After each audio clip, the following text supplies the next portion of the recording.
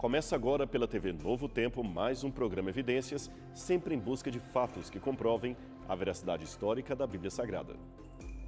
No programa de hoje, vamos dar continuidade ao assunto tratado na semana passada sobre a história da Virgem Maria. Por isso é importante que, caso você não tenha visto, que assista também ao programa anterior. Ele está disponibilizado no nosso canal do YouTube, Evidências NT. É fácil encontrar. Agora, dando sequência ao nosso estudo, vamos começar tratando um pouco acerca do nascimento virginal de Jesus. A maior parte dos cristãos, lendo os evangelhos, acreditam literalmente que Maria era ainda virgem quando deu à luz ao recém-nascido Messias e que a sua concepção foi sem relações sexuais prévias. Mas aos que duvidam disto, e no programa anterior até falamos do boato que havia naquela época de que Jesus seria, na verdade, o filho bastardo de um soldado romano. Em síntese, a questão relativa ao nascimento virginal de Jesus, ou ao problema do nascimento virginal de Jesus, se centraliza no fato de que Isaías capítulo 7, verso 14, que por muitos é tido como uma má tradução do original, é a base para este nascimento virginal de Cristo. Desde os primórdios do cristianismo, autores, sobretudo judeus, têm argumentado que não existe no Antigo Testamento nenhuma profecia com esta ideia do nascimento virginal de um Messias. De acordo com a corrente ortodoxa judaica, Isaías capítulo 7, verso 14, diz que uma jovem daria à luz a um menino e que esta profecia teve um cumprimento histórico em Israel nos dias do rei Acás. Vamos ver o texto de Isaías, como está a raiz deste problema. Em Isaías traz assim a questão. Pois sabeis que o Senhor mesmo vos dará um sinal.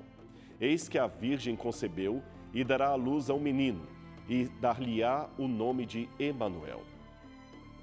Alma é o vocábulo hebraico usado na citação de Isaías que eu acabei de ler.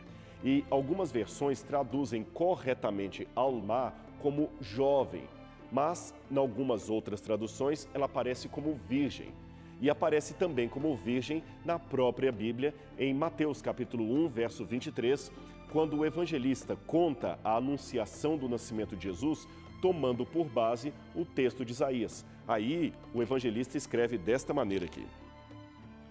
Eis que a virgem conceberá e dará à luz a um menino. No texto de Mateus, não há dúvidas de que deve ser realmente traduzida a palavra como virgem, sendo que ali o evangelista usa o termo grego paternos.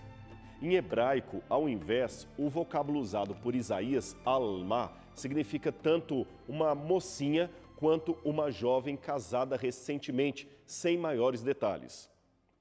A razão por que Mateus e outras versões usam a palavra virgem está na tradução grega de Isaías, chamada Septuaginta, feita cerca de 200 anos antes do nascimento de Jesus por judeus que moravam no Egito.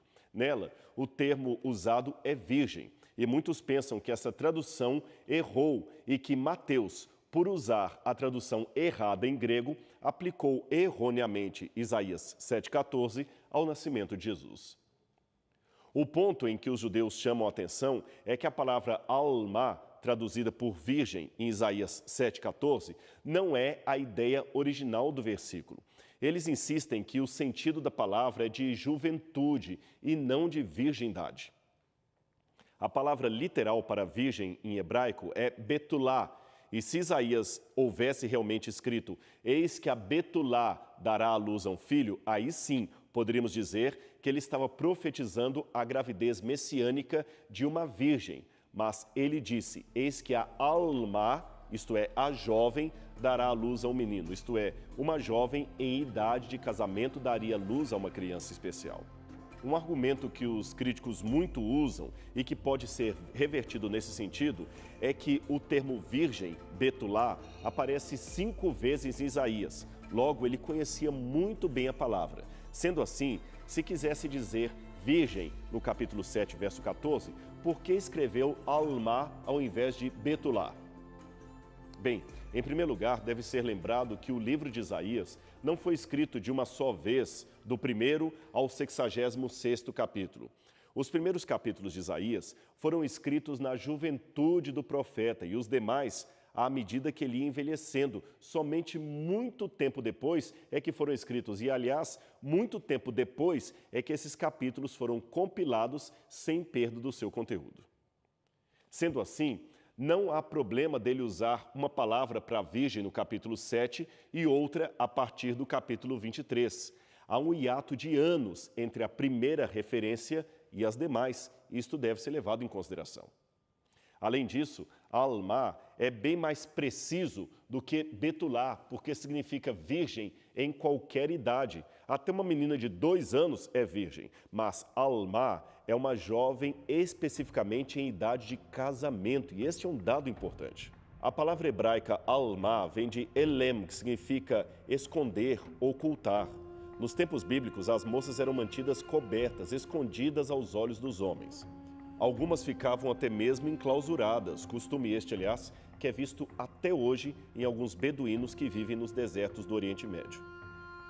Ademais, lembre-se que o comum naquele tempo era moças casando-se ainda virgens. Por isto, temos boas razões para concluir que a palavra hebraica usada por Isaías pode não significar virgem por definição, mas pode significar por implicação, ou seja, a palavra significa moça, jovem, mas como normalmente uma moça ou jovem em idade de casamento era virgem, pode-se atribuir este sentido à palavra.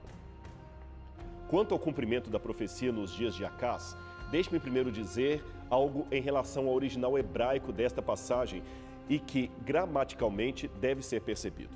É que no sentido gramatical, o texto pode ser traduzido de 2 formas. Eis que a jovem está grávida e dará à luz a um filho, ou eis que a jovem engravidará em breve e dará à luz a um filho. Eu não vou aqui entrar em detalhes gramaticais da língua hebraica para não cansar você. Apenas fique com a informação de que bons gramáticos defendem tanto uma versão como a outra. O caso, portanto, é dúbio. Pois bem, a diferença em primeira síntese é a seguinte. Se a jovem já estivesse grávida, Isaías poderia estar falando de alguém da corte de Acás que daria à luz a um filho especial, quem sabe a própria esposa ou filha do rei. Se estivesse falando de um futuro próximo, poderia estar se referindo a um filho que Isaías teria posteriormente como uma profetisa e que teria um nome simbólico, referente às promessas de Deus. Toda essa história está nos capítulos 7 e 8 de Isaías, que você pode depois ler com calma aí na sua Bíblia. Mas a aplicação imediata e local da profecia não é tudo. A Bíblia tem muitos exemplos de profecias duplas, isto é, que possuíam um cumprimento parcial e imediato e outro mais amplo e futuro. Haveria algum indício de que Isaías 7,14 também seria uma profecia de duplo cumprimento? A resposta é sim. Note que Isaías usa 2 pronomes diferentes para se referir ao rei Acás. No capítulo 7, ele se dirige ao rei Acás tanto no singular, tu, quanto no plural, vós. O que podemos entender então é o seguinte: há alguns momentos em que o profeta se dirige somente ao rei Acás e há outros que ele se dirige a toda a casa de Davi. Portanto, sempre que o profeta se dirige à casa de Davi ou que fala no plural vós, ele está se referindo a mais do que aquele momento. E isto é o que acontece precisamente no verso 14, que é justamente o versículo de duplo cumprimento da profecia. Portanto, disse Isaías, o mesmo Senhor vos dará um sinal, e não o Senhor te dará um sinal. Logo, ele está se dirigindo também à futura dinastia davídica, isto é, ao Messias, ao futuro rei de Israel, que seria o descendente de Davi, como você pode ver em Isaías capítulo 9, versos 6 e 7. Ou seja, o versículo 14 tem uma referência clara também a Jesus, como aliás aponta Mateus no capítulo 1, ao descrever a linhagem de Jesus a partir do rei Davi. Por outro lado, sempre que Isaías se dirige diretamente ao rei, ele fala no singular tu. Isso ocorre precisamente no verso 16, que só é válido para o primeiro cumprimento. As terras dos reis que tu temes será abandonada. Isto diz respeito à crise criada pelos 2 reinos que estavam prontos para derrotá-lo.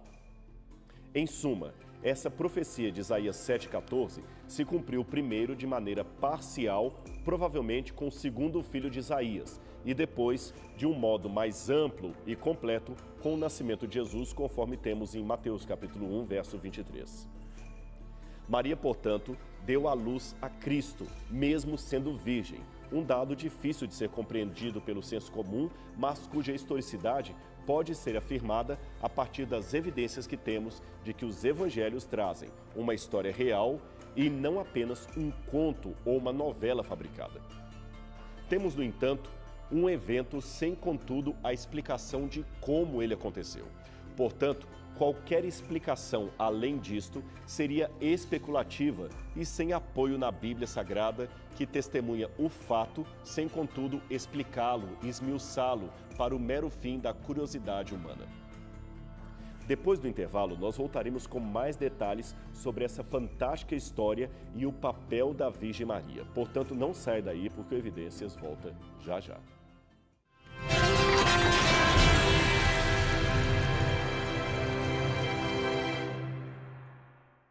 Estamos de volta com o programa Evidências, hoje continuando a nossa trajetória sobre a vida e obras de Maria de Nazaré, mãe de Jesus, exemplo de fé para os cristãos. Conforme vimos anteriormente, Maria era virgem quando deu à luz a Jesus Cristo, mas segundo a própria narrativa dos evangelhos, Jesus tinha irmãos e irmãs. Você pode ver isso em várias passagens como Marcos 3, 32, Marcos 6, 1 a 3, Mateus 12, 46, 13, 55 a 56.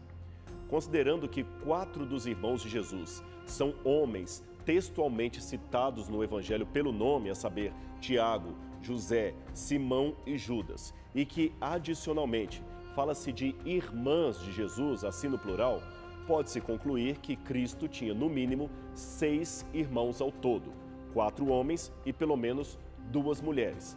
Mas quem seriam eles? Quem seriam esses irmãos de Jesus? Outros filhos de José e Maria?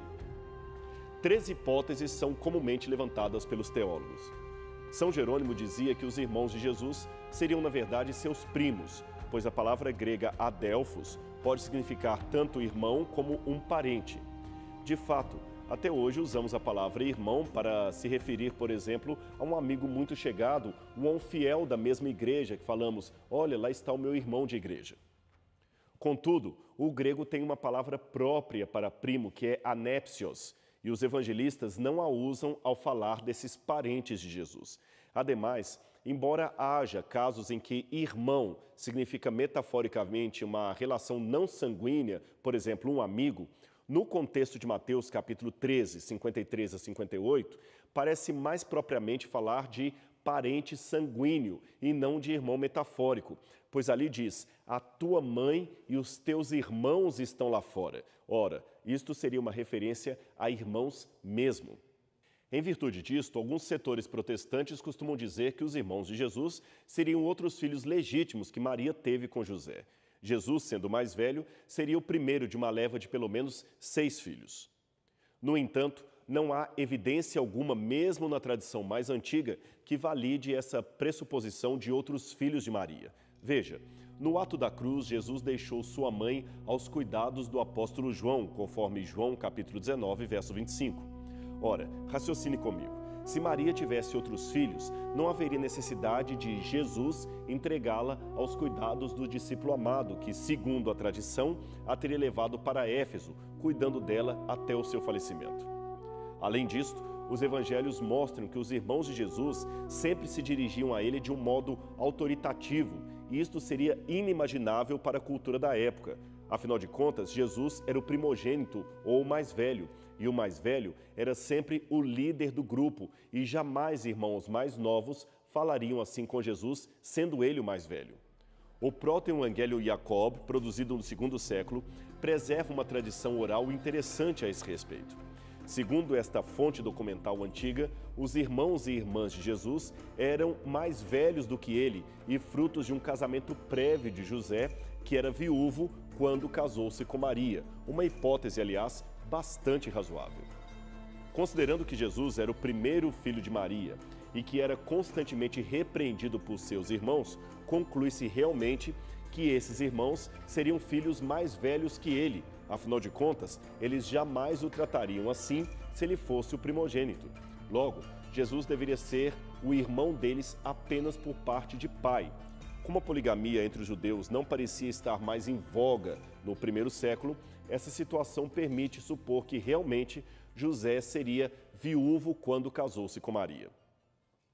Mas como o foco de nosso estudo é Maria e não os irmãos de Jesus, é de se esperar que a rejeição sofrida pelo Filho de Deus também fosse sofrida por sua mãe terrena, de modo que Maria sentiu na pele o que é ser rejeitada e humilhada por pessoas que deveriam amá-la e respeitá-la. Mas Maria seguiu firme em sua missão de criar o Salvador da humanidade. Ao que tudo indica, Maria ficou viúva de José, embora não saibamos precisar quando e exatamente como isso aconteceu. Apenas podemos dizer que, em algum tempo depois de Cristo ter completado 12 anos de idade, Maria se viu sozinha para lidar com seus desafios, quer dizer, sozinha do ponto de vista humano, pois ela era certamente cercada de anjos protetores de Deus. Agora, imagine o privilégio daquela jovem mãe. Maria e a criança. Ela segurava o menino, ela criava ali no seu colo o próprio Criador do universo que estava encarnado num corpo humano. Mesmo que talvez não soubesse todos os detalhes acerca de seu filho, Maria tinha a consciência de que se tratava de uma criança especial e que cuidar dele era um privilégio que o céu lhe outorgava.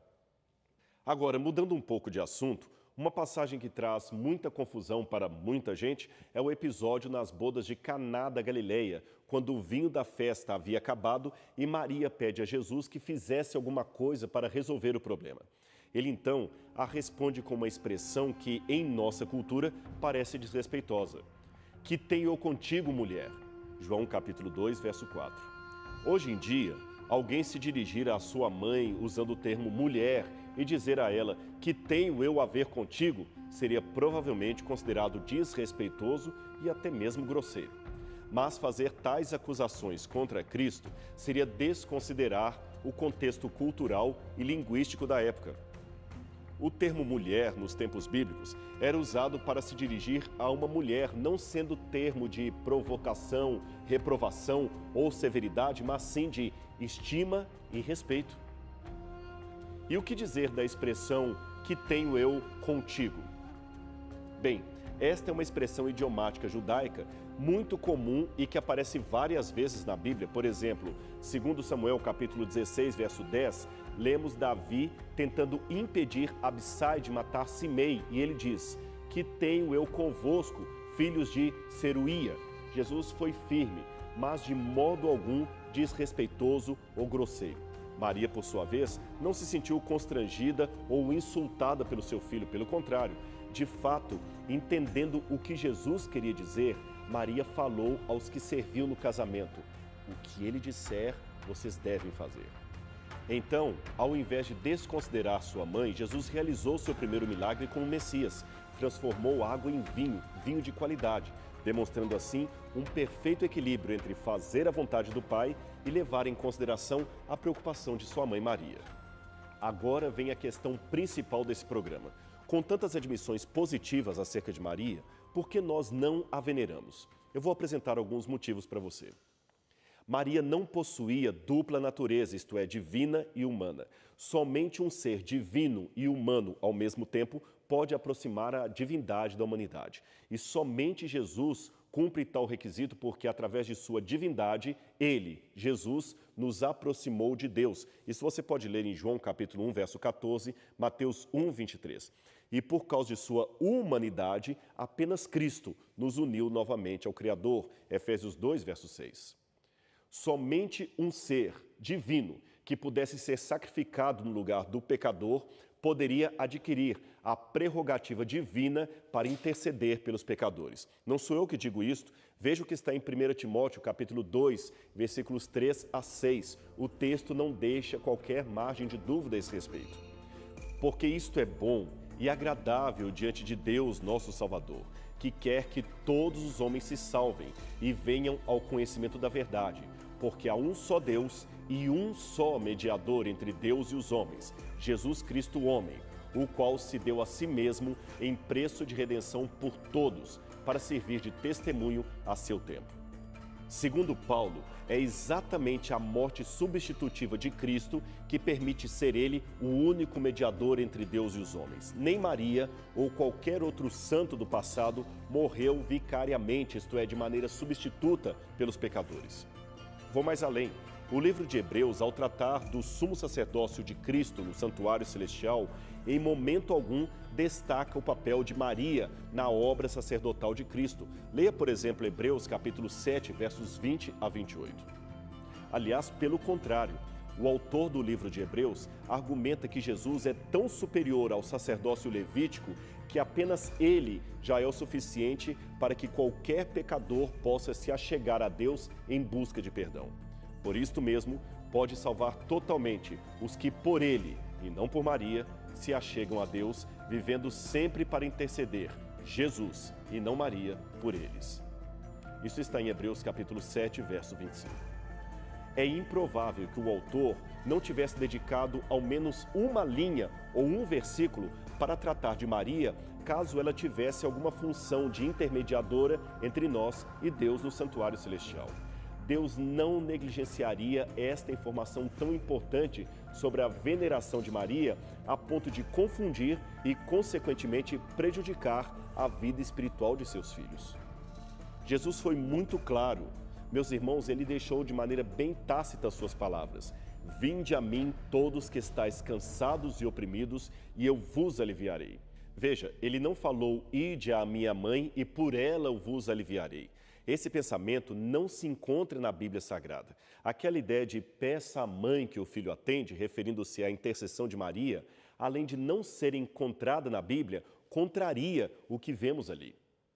Eu digo isto porque o argumento do magistério da Igreja Católica é o seguinte: eles dizem que a Igreja tem autoridade para dizer coisas que não estão na Bíblia, como, por exemplo, a Assunção de Maria ou o seu nascimento imaculado, porque a tradição da Igreja tem uma autoridade divina para ensinar verdades sem base bíblica. Ora, ainda que isto fosse verdade, o problema não é apenas o fato de tais coisas não se encontrarem no Novo Testamento. Elas contradizem o que o Novo Testamento diz. Quer um exemplo? Em 8 de dezembro de 1854, o Papa Pio IX expediu a bula Ineffabilis Deus, que trata da Imaculada Concepção de Maria. Em síntese, esta bula ensina um dogma duplo, que diz, em primeiro lugar, que Maria nasceu sem pecado original, ou, conforme o entendimento católico, ela não nasceu pecadora como o restante da humanidade. Em segundo lugar, a bula papal diz que ela era virgem por ocasião do nascimento de Jesus e permaneceu virgem por toda a sua vida. Vamos analisar cada um desses enunciados.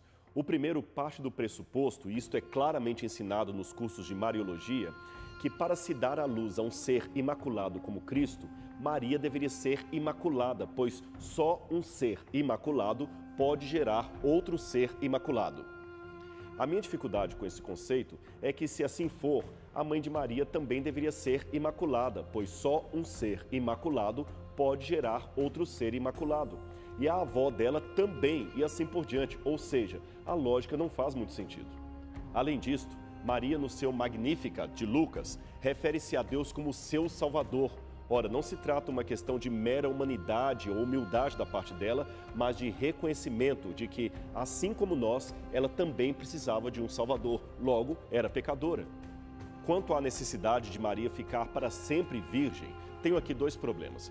O primeiro é que isto mostra uma visão distorcida do sexo marital, como se esse fosse um ato pecaminoso, coisa que jamais encontramos na Bíblia Sagrada. Segundo, porque a Bíblia diz que José não teve relações com Maria até que ela deu à luz a Cristo. Você pode ver isso em Mateus capítulo 1, 25, o que indica que depois disto eles tiveram vida normal de qualquer casal devidamente casado.